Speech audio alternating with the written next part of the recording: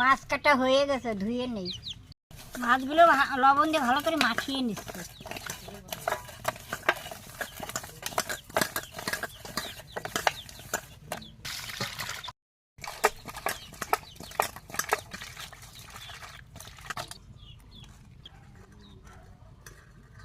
ছোট ছোট আঁশগুলো রয়েছে তো, ভালো করে একটু ছাড়িয়ে নিই, প্রতিটি এগুলো ওঠে না।